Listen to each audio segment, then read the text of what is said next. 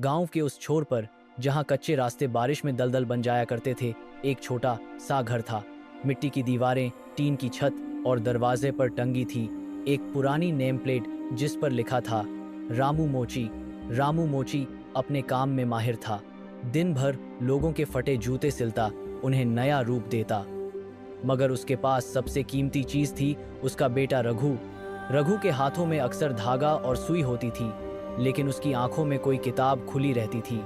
वो कहता, पापा, मैं जूते नहीं, जिंदगी सीना चाहता हूँ। रामू मुस्कुरा देता, लेकिन जानता था इस लड़के में कुछ खास है। पर जिंदगी आसान नहीं थी।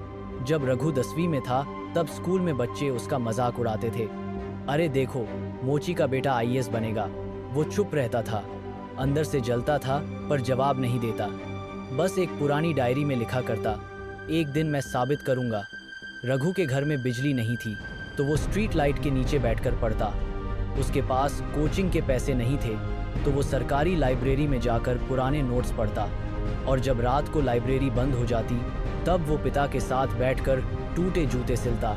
लेकिन वक्त ने एक और झटका दिया। एक रात रामू मोची को दिल का दौरा पड़ा। अस्पताल दूर था और एम्बुलेंस कभी उस गांव में आती ही नहीं थी। रघु ने अपने पिता को अपनी गोद में दम तोड़ते देखा। उस दिन कुछ अंदर टूट गया और कुछ अंदर बन भी गया। अब रघु ने पढ़ाई के साथ काम भी शुरू किया। वो स्टेशन पर जूते पॉलिश करता, दिन में मजदूरी करता और रात को पढ़ता। हर दिन थक कर गिरता, लेकिन अगली सुबह फिर उठता। उसने 3 बार अपसीसी का फॉर्म भरा। पहली बार प्रीलिम्स में फेल, दूसरी बार मेंस तक पहुंचा पर नंबर नहीं आए, तीसरी बार इंटरव्यू तक गया, लेकिन रिजल्ट में नाम नहीं था। लोगों ने फिर ताना मारा, छोड़ दे रघु, अब तक कुछ नहीं बना तो अब क्या बनेगा।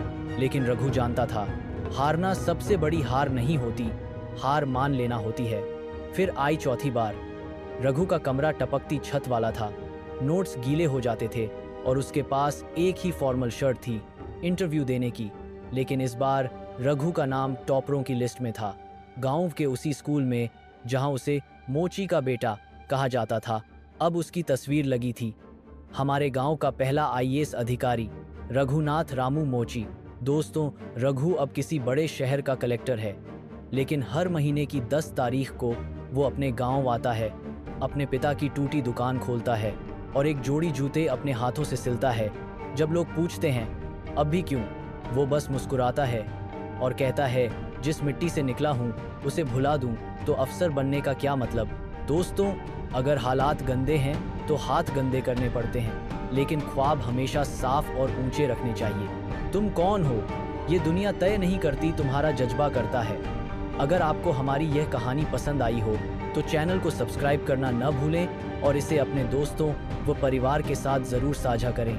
आपके सहयोग और समय के लिए दिल से धन्यवाद।